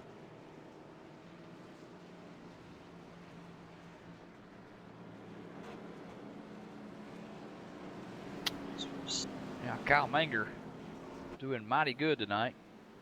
One of the drivers, one of the few drivers, by the way, only two to not take a time at all in practice, showed up for qualifying, started 19th, and like you said, up to 4th spot. Got some dents and bruises on that car, but hey, I don't think anybody out there has got all 4 corners smooth and silky. Do you know who's up there laughing right now saying, "Remember me"? How about we look back in the 5th position, the 20 car of Chad Coleman. Remember him going around earlier? Man, I tell you what, that cat, he's a Hot Wheels driver. And again, right behind him, J.D. Laird back up into the 6th position as we get. Yep, set to go green here. Is Mike Kelly going to lead him to the green? Mike Kelly's off in a way. 57 does not get a good restart at all. Seth the Merchant, he backs up maybe on the older tires, and that's 21. Brandon Shabrook on the inside, able to actually maybe walk away with the spot here. He does a lot of damage to his machine. Mike Kelly loving this as he drives away 3 wide behind him. 3 wide! That Martinsville off the corner, I love it. 57. Yep, go ahead. Oh, J.D. Laird around. Scott Stencil getting into the back of J.D. Laird in turn 4. Caution. Caution, yep. Tough break for J.D. Laird there is the already damaged car. I mean, he worked his way up to the front multiple times. Remember the caution strategy earlier to get some bonus points, and just right there, the 24 comes in. Everybody just kind of has their own braking points, and nobody can really, figure in for other people's. As you see, Brian Boris Cook actually got a little bit of damage out of that as well. He did get some damage. And then did you see the move to miss? They got the car on the bottom there, J.D. Laird. Man, he wheeled that sucker to the right, just missing 23 of J.D. Laird, but he did get into the back of Scott Stencil. Now he's on pit road, in that number 1 spot down pit road, trying to get that car repaired as Mike Kelly rounds his Sarah.com Chevy off of 4 here to complete lap 142. It's kind of surprising not to see more of those guys come down pit road. Remember, Seth the Merchant on that restart, his tires spun. He wasn't going anywhere. Maybe he, might be looking into wanting new tires sooner. Maybe they're good on fuel and they're just going to stay out and go for the track position. Maybe that's what's important. I think what you're going to see is you're only going to see them go if everybody goes. If you see just one car going, he's going to stay in the back unless he goes through a series of, maybe he gets caught up in some incidents on the track. Being back to the back, everybody's kind of racing a lot harder. We're getting down to a little over 50 laps remaining. It's go time here at Martinsville Speedway. I'll tell you what, looking back at the broadcast there at the replay put up their in-car view of that wreck, man, just gives you an idea of what these guys see and kind of, puts you in their shoes, so to speak. It's tough. You got a guy in front of you slowed up, and then, you got somebody behind you that doesn't know the car in front of you slowing up, and it's just like a trigger effect, and it's like a dominoes.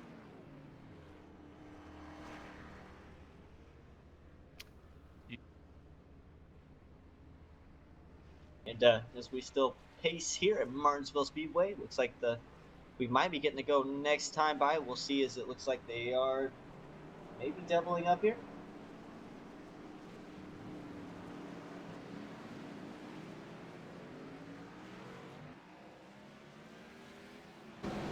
Tell you what, let's Pedro, put Chad Coleman's cockpit view up. Let's see what it's like to restart here at Martinsville. Pace car down pit road. About to get a really good look, Dakota. And remember, you got to watch that outside car, the leader outside row. Seth the Merchant, he spun tires. It looks like he might have done it again as the 2 car is away. Seth the Merchant slow as they're side by side now. Woo! Off of 2. Chad Coleman to the outside still. Seth the Merchant second. Chad's going to stick it in there. Oh, and get loose. He'll wash up the track. 21 car. Brandon Shabroco finds 3rd. Now Jose Gonzalez underneath Coleman. Coleman's fine for now. Off into 1. Jose Gonzalez right back on the inside there. He's trying to come back or make his way back up towards the front as he's past Coleman now. All right, let's see. Chad Coleman in 5th spot. Gonzalez, like you said, taking over that spot. Mike Kelly continuing to lead the race. 147 laps into the books. 199, by the way, set total for tonight. Got that fast car of Seth the Merchant behind him, though. If you remember earlier, that was the one car he had his eyes on, as they're pretty close there. Jose Gonzalez just ripped apart Brandon Traburco's 3rd place. Look at Seth, Dakota, just like a snake behind Kelly. He's ready to strike. Remember the old tires? It seems like, almost 2 restarts now. It almost looked like he had spun his tires. But I mean, he's got a really fast car. He knows what he's doing. He's came to the field more than once. He's worked some pit strategy. Remember, he stayed out to get some bonus points earlier, and he's still here. He's still on the bumper of the 2 car, and I think he's going to be the one you've really got to watch here. The 2 car is going to have to hit his marks. He said his car was working on a long run, but is it going to work better than the 57s? All drivers on the track right now, single file. No side-by-side yet. The closest battle, Kyle Manger in 6th spot, Gerald Campbell. Gerald looking underneath. Oh, he's going to tap him. Tappy, tappy. Wow, talk about going to the, getting to the car at the right time. Look at this battle now. Looking around. Woo! Dakota, you missed that one. Caution out. That 35 car. Yep, 35. Looks like he got a little help, did he? Pulling it back up on the rewind. 39. Yep, 39 just barely got to him. Just barely tapped him from out the corner. 35 goes around and into the wall really hard. He Red Bulled him. That's what the bull you get the horns, I guess. Yeah. So that's going to put Mike Kelly down pit road under the yellow flag conditions. Seth DeMerchant staying out. So is Jose Gonzalez, Brandon Traburco. Looks like the top 5 is going to stay out other than Mike Kelly. Of course, Mike Kelly last pitted about 20 laps ago.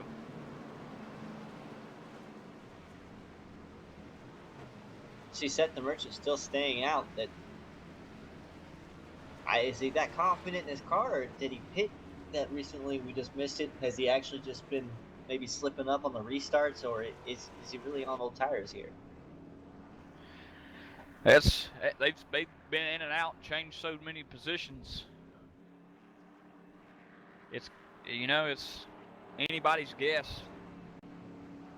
How about and really, I've seen Jose Gonzalez racing on the outside of this track, and seen Seth the Merchant making some passes, some runs on the outside. So, that can eat up your tires just as much as running just a straight, down at the bottom for 5 laps. You could run on the outside. It's almost like running 10 laps at 5 laps.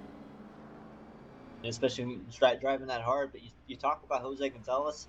He's sitting in 2nd position. He's in the catbird seat. He's going to be on the outside on the restart, but he's fast. He's back. Remember, he had gone down pit road and gone towards the rear of the field, raced his way back up. He survived some of the incidents, survived through the cautions. He's in striking position here. We still pace under caution here at Martinsville Speedway. Lights still on. Brian Boris Cook, by the way, Dakota, 19th position right now. He's the last driver on the lead lap. Next, you got Scott Stencil, 20th spot, 10 down. He's done for tonight. So, Brian not looking good right now for Brian Boris Cook. Just the lights on the pace car go out. 57 going to stay on the inside. 26, Jose Gonzalez going to line up on the outside. 21, Brandon Traburco. 3rd place, Chad Coleman. And the 20 car is going to be in the 4th position. Larry Pace and J.D. Laird round out the next row. Michael Keith. Man, I tell you, you just can't get rid of old Hot Wheels, can you? I mean, Chad Coleman he's done the looped around, he's done the beating, the banging, he's done it all. Let's see the restart here. Set the Merchant, taking us to the green. Energize us, baby. Hey, energize us and pour me a nice Coca-Cola. Good jump on the restart, but that's not going to stop Jose Gonzalez. He's actually, Gonzalez falls in behind. Oh, he gets turned! Oh! Uh-oh. Green flag stays out. The Merchant going to run away as it looks like Chad Coleman takes the second position. That's not good. J.D. Laird going to be in the third position. As Laird and Coleman make contact as well. Laird's going to fall back. 0-0 of Larry Price up all the way in the fourth position now. He's going to be able to... Can't look back now. What's done is done. A couple of guys beating and banging as Jose Gonzalez was spent down to the bottom. And boy, did he hit the inside wall. Went and took a look, went at it. Went back and looked at it. His car, Dakota, from looking at the behind chase view of it, does that car look like it's warped a little bit? Possibly just a little bit, as Brendan Chirico has pulled his car behind the garage, behind the wall. Brandon Chirico done. So, like clear. How about that? J.D. Laird, third spot right now. But don't look now. I guess who's coming right behind him? The guy that just went down pit road. I'll let you. Mike Kelly. 2-car. He's coming back. He's on fresh tires. Is he the car to beat right now? Well, you know what they say about the 2-car, right? The deuce is loose. Well, I mean, this track's pretty loose. So is that a good thing, Keaton? That's a good thing. Yeah. The deuce is loose, baby. Mike Kelly looking for third. He's got the Rainbow Warrior in front of him. J.D. Laird, multicolor paint scheme job for him. Like at this point, he's looking for second. He's on the bumper of just about both cars as Laird had caught Chad Coleman there. As here comes the 2-car underneath of Laird. Here we go. Off 2 there. Oh! J.D. Laird in the outside wall. That's going to allow Chris Page to just go right on by as he now set the sights on Chad Coleman, and from there it's just set the Merchant to leader as the Merchant loving the battle behind him as he's able to stretch out his lead a little bit, but will be enough as the laps are winding down. Yes, they are. 199 laps for tonight, by the way, at Martinsville. 164 right now on the board, so the laps are winding down. Mike Kelly headhunting Chad Coleman down the front stretch, 100 miles an hour into turn 1. Going to get on the brakes about 60 miles an hour, 55. Coming off the corner, getting loose. Mike Kelly, 80, 90 miles an hour down the backstretch. You know, they only have just slightly over 30 laps remaining as Page looks like he's going to be able to get the second position away. Coming off the corner, he's got him cleared. Chris Page at the second position. Yeah, let's see if Chad Coleman Mike Kelly runs him up here. Looks like Chad's going to play nice. Allow Mike Kelly to hold that spot for now. Laird now working the back door of the GT car in front of him. So, good racing so far, Dakota. Like you said, a little over 30 laps to go. My apologies there. I'm not sure where I pulled Chris Page out of. Well, welcome back to broadcasting. It's definitely been a minute. As Mike Kelly now in the second position in the 2-car, setting his sights on that 57, set the Merchant. Looking at the lap times, you got a 21-0 last time by. Caution.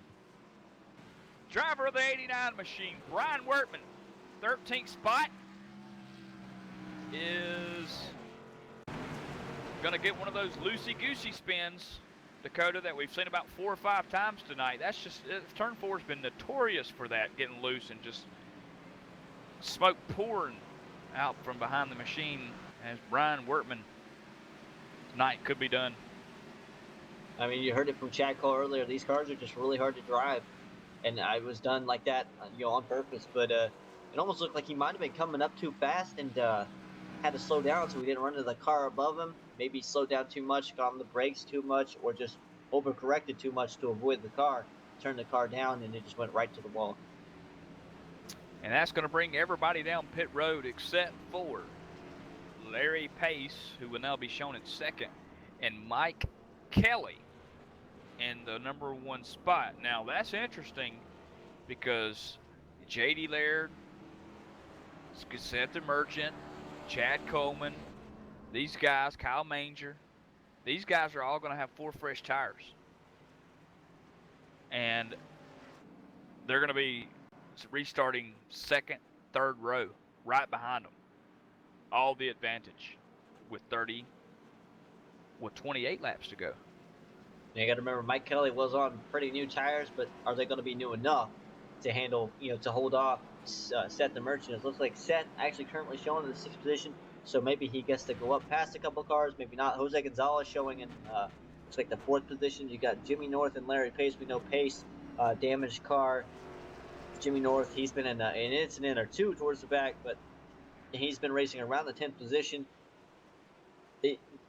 Does the Merchant have time to get up there? Does Gonzalez have time to really get up there and do anything with him? Or does Mike Kelly have this thing in the bag with a little over 20 laps remaining? Well, the thing I keep thinking about is this.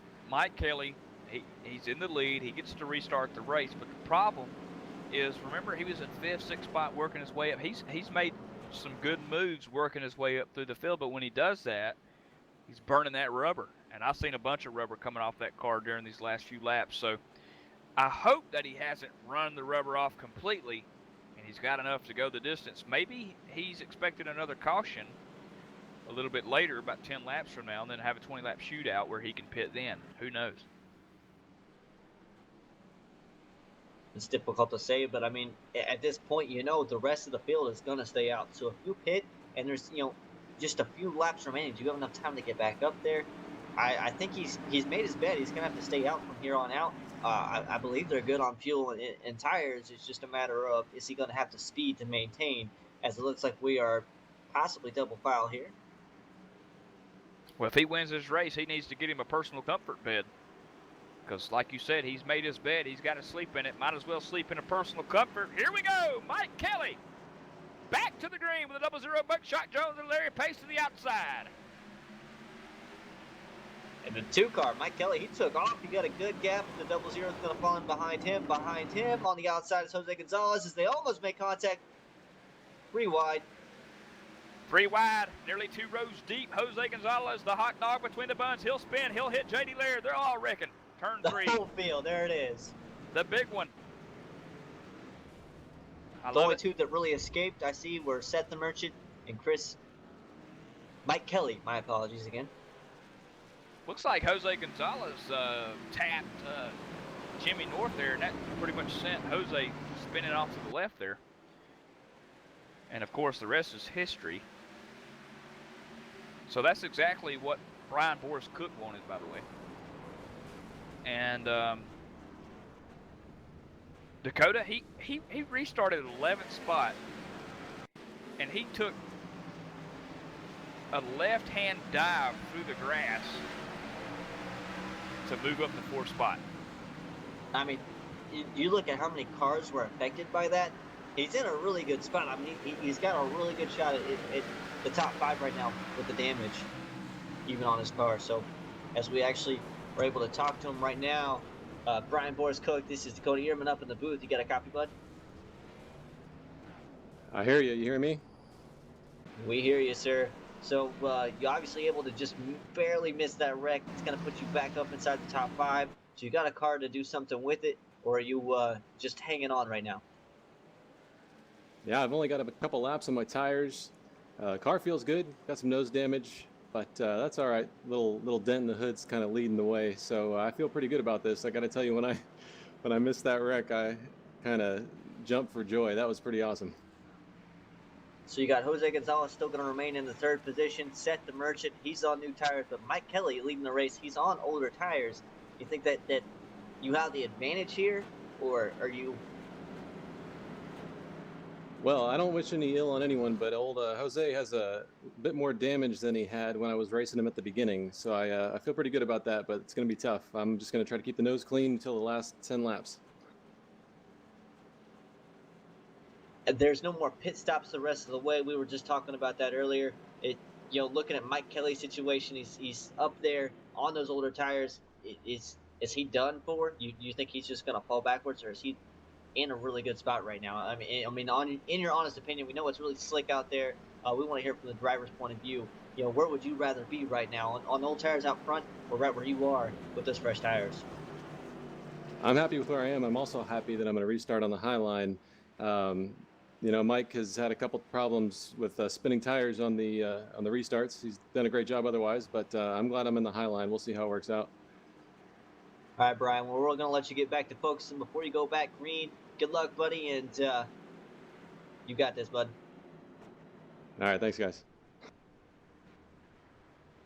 Very well spoken, Brian Boris Cook, BBC. And that Juniper Toyota looking really good.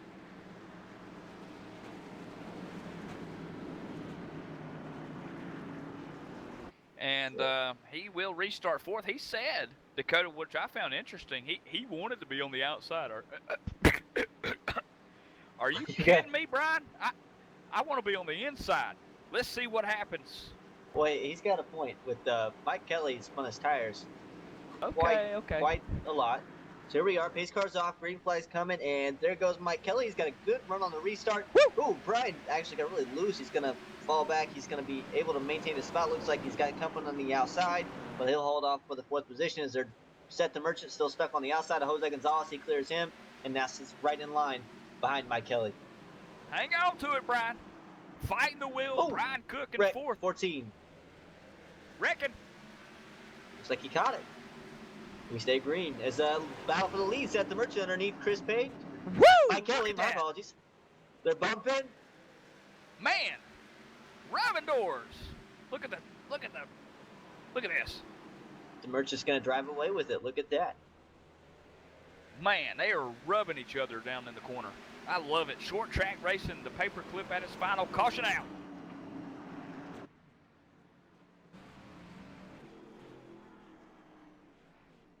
Yeah, 25 there, Kyle Manger.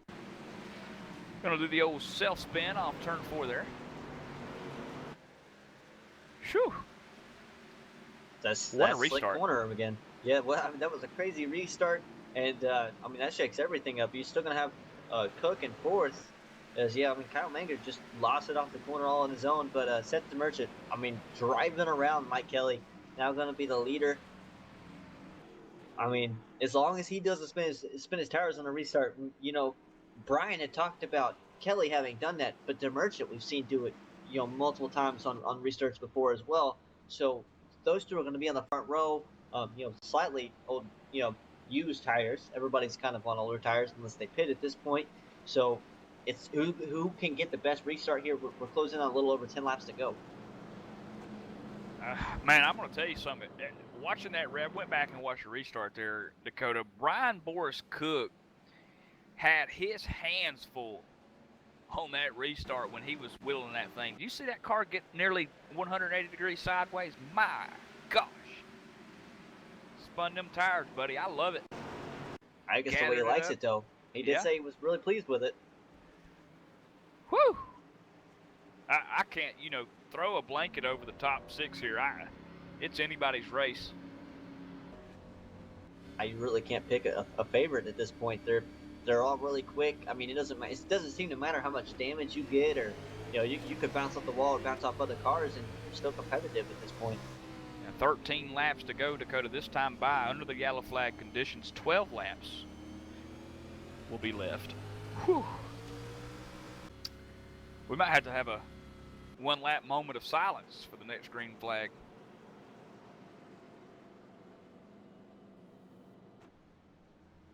The old, remember the old ETV Live Crank It Up? Remember that? Yeah, I remember that. It's definitely been a minute, reminiscing on the old days. Pedro, I want you to give us a ETV Live Crank It Up on this restart coming up. I want you to crank the engines up, buddy, and we'll just let them roar for at least half a lap or so, just to give everybody chills. I know I get chills on every restart, man. This has been great. I love the restarts here. There's always a battle. I mean, at this point, I'm speechless. There's always a battle. There's always something going on, especially as we're coming down just 10 laps to go. Everybody's going for it. Everybody's on slightly used tires, slightly worn tires at this point. The track is slick. It's Martinsville. Everybody's used the crap out of their brakes at this point. It's anybody's game right now. All right, folks, turn it up. We're going. Crank it up.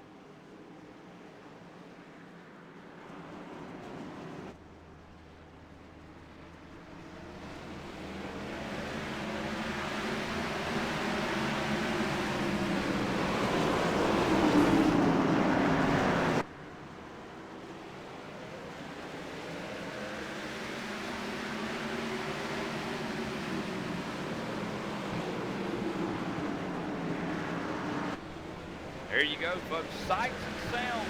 What a beautiful restart there. Tight, 3 wide racing. It's all kind of settled back down. The leader, Seth the Merchant, out to a big, strong lead off of 2 there. Jose Gonzalez second. Seth the Merchant's thinking that was a beautiful restart because he is gone as to where Jose Gonzalez now too happy as they're racing really hard behind him. I see contact. I see Chad Coleman making contact with a car on the inside. Side by side, Chad Coleman's still on the outside of somebody. That's Brian Boris Cook down at the bottom underneath Coleman. He'll make the pass. That's for 5th spot. Now he'll set his sights on Chad Cole, who's in 4th. 3rd belongs to Mike Kelly, and that deuces loose car off 4. Mike Kelly coming back. My apologies. Caution! Oh, he hits the wall. Caution is out. Oh, Mike Kelly. I don't know if Mike Kelly caused the caution or not. It was already out. But he just self-destructed there. Yeah, he just nailed the wall, and then I saw the 14 queuing up like he was involved. He was turned around, it looks like, as I go back. He was in 12th position. The 14 car, Joey Katina, he's got somebody right on his bumper. It's a Target car. I'm looking at, I believe it's Kyle Menger. Oh, yeah. Kyle Menger coming off the corner.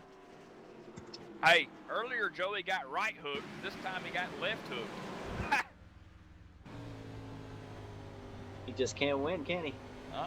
Next will be the uppercut, and that'll finish him off, I think.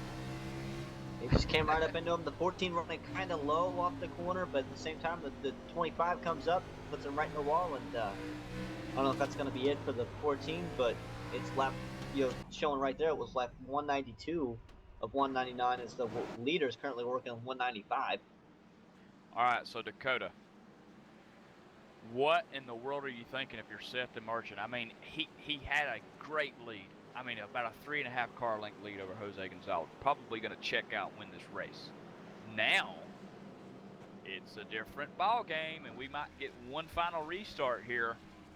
A green-white checkered, if you will. And you think the restarts thus far have been good? What do you see the final one? This is going to be intense. I think everybody's going to be on. I don't know. We've said the same thing about the last couple of restarts, and this is going to be probably the biggest one. If caution comes out again, this race is over. I do believe so. Yes. Yeah, this is going to be intense. Everybody's going to be going for everything they can, maybe pushing to see if they can get in front before the caution does come. I mean, you got to think there might be something happen if everybody's diving into that corner as hard as they possibly can for every spot they can. We saw guys already stay out just to get bonus points. We know every point seems to matter to these drivers. 3 fingers in the air by the flagman that time by. 3 laps to go. 57. Seth the Merchant still rolling around. Jose Gonzalez lining up on the outside. We're going to go through the field. Mike Kelly 3rd. Chad Cole sitting in the 4th position. How about the 8 machine, the damaged machine? He's back in it. Brian Boris Cook going to be sitting in the 5th position. Chad Coleman rounding out in 6th. Scott Simley, Jimmy North, Steve Godchuk, Casey Duncan. It's like running out your top 10. Lights are off. 2 laps to go. So we'll take the green and the white at the same time. Is that right? Green and white flag at the same time, I guess, right? Yeah, it looks like it. Wow. So we'll see 2 flags in the air. It'll be the green flag and it'll be the white flag, and then the next lap will be checkers. Checkers or wreckers. Here we go, Dakota. Pace car is off. Seth the Merchant through 3 and 4. He's got Jose Gonzalez right on his outside. The 2 car right behind him as they get ready. They're gone. Seth the Merchant, good restart. Jose Gonzalez able to almost stick with him, but he's going to have to gap. He shoots into the corner, bumps him. Going to push Seth the Merchant up the corner just a little bit as he comes to the outside and tries to pull a crossover or get to the outside. Here we go. Seth the Merchant in the lead. Jose Gonzalez to the outside. This is it, folks. Checkers out. It's coming down to the wire. Seth the Merchant's going to win. Jose Gonzalez going to finish in third, and second, and how about Chad Cole coming in third? Woo! Mike Kelly. Yeah, Mike Kelly going to finish 4th there. He couldn't quite make the pass. Gosh, what a finish. We said it was going to be intense, and I don't think that was disappointing. As we check out the 57 Energizer Coca-Cola Camaro, doing the old burnouts on the front stretch, saluting the fans, if you will. Gosh, what a restart there. All right, folks, we're going to step away, take a quick commercial break. Next up, we'll have post-race interviews of the top 3 drivers. You're watching Yellow Flag TV Productions of the Monday Night Money Series Sim500. We'll be back. Full top cover with a cooling, more ventilated fabric for the spring and summer, and a more comforting side for the fall and winter. All of our beds are completely interchangeable, upgradable, and renewable. For more about the benefits of the personal comfort bed, I'd like to introduce to you our manufacturer, Craig Miller. Thank you, Tracy, for the warm introduction. Hello, my name is Craig Miller. My family's been building mattresses for over 40 years. We design and build and test all of our products right here within our 2 factories in the United States. We have specialized in adjustable firmness support surfaces for both the medical industry as well as the consumer industry. We look forward to building your next personal comfort bed. The bed is simply fabulous and super comfortable. I don't want to get out of bed in the morning. After a long day of training, I'm happy to get back to my new bed. It's important that I have the proper support and comfort when I sleep. I love the 2-zone technology because I can adjust my side of the bed to get my back feeling great. You have an up arrow to increase firmness, and you have a down arrow to soften the firmness of the mattress. Based on a 7-week sleep study, they found that 88.9% of the participants experienced reduction in back pain. 85.2% experienced better sleep, and 90% participants showed improvements in sleep and pain overall. Now it's time to prove the durability of our air chambers, so we put them to the ultimate test. Here we are with the 4-door Jeep Wrangler, completely on. Welcome back, folks, to Martinsville, where we're wrapping up the race. So far tonight, it was a good one. The top 3 drivers are in the booth with us tonight. And I tell you what, Dakota, you finally tracked down Chad Cole, who had one heck of a night. I have indeed tracked down the number 8 of Chad Cole. And Chad Cole, where did you even come from, sir? You know, the seas kind of parted on a restart. It must have been about 20 or 25 to go. I restarted 16th, and there's a big pileup in 3. All of a sudden, I'm 6. So I can attribute a big pileup in turn 3 to my finish here tonight. And how did you manage to hang on to that 3rd spot? You've got Mike in the 2 car running right behind you. He's all over you. I mean, that was probably the craziest finish we've seen, or I've seen in quite a while. Yeah, Mike and I were racing pretty good there. He got kind of lucky. He caught a caution right there, and as he's wrecking, he hit the inside wall pretty good, then came up and hit the outside wall too. So I know he had some pretty decent damage, and I know he was on older tires too. So my tires must have been about 25 laps or so old, and that's kind of what it came down to. Just kind of got a nice run off of him, and able to come home 3rd and talk to you guys today.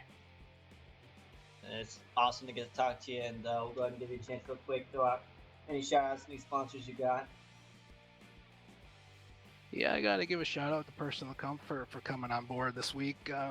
Scott Stenzel's been a good guy for us at Sim500, and it's nice to have a good run for him tonight. I need to apologize to another buddy, Joey Gitina. I got into him, must have been around lap 130 or so. We were just kind of riding along the front stretch. I pulled out to pass him, and all of a sudden we're staring at the front stretch wall. So I'm not sure what happened. I haven't had a chance to look at it, but I hate it for him. He had a good run going. And also, you folks at Yellow Flag Productions here tonight. Just glad to get a new relationship going. Hopefully it's the start of something good.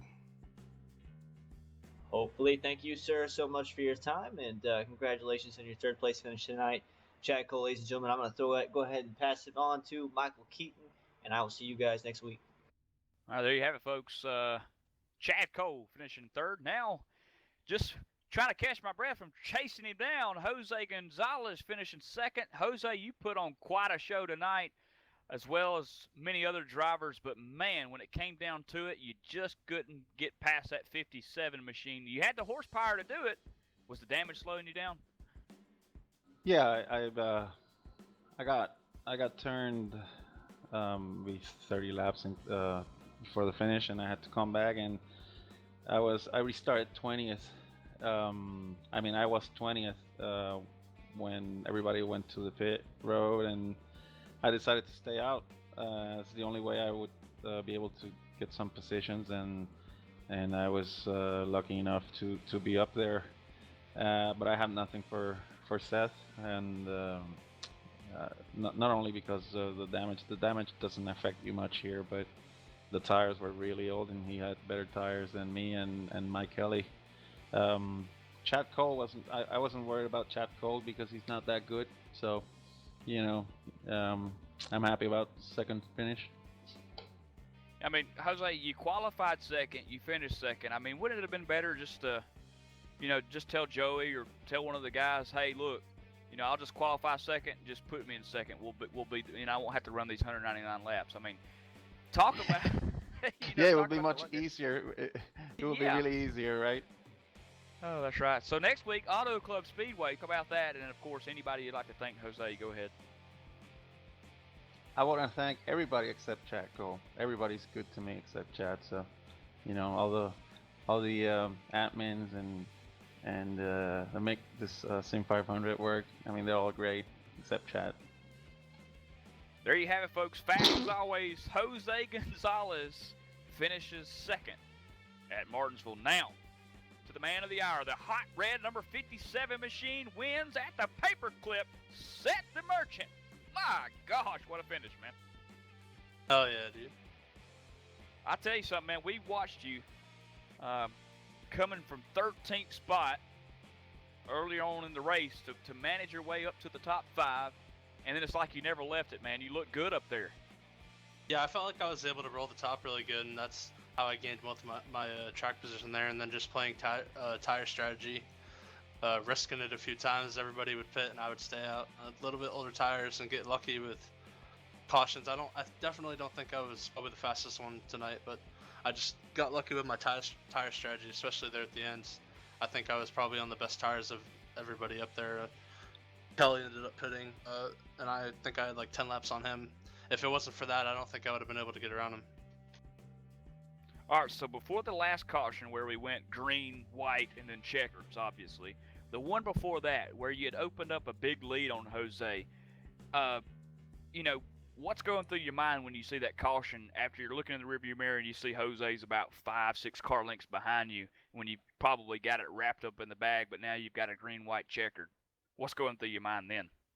I would just get ready for turn 1. I knew that bump was coming, just depending on how hard it was going to be. And luckily was able to hold him off. Well, first win of the season, Seth the Merchant now qualifies for the playoffs. Congratulations, Seth. Anybody you'd like to thank for tonight? Just got to thank P-Money Designs for painting all the paint schemes, and all the admins at Sim500 for putting on the league. There you have it, folks. New winner in the Monday Night Money Series, Sim500. Seth the Merchant walks away with his shiny, brand new 57. For next week at Auto Club. We'll see you next time. It's me, Michael Keaton, Dakota Ehrman, and Pedro Mega with Yellow Flag TV Productions.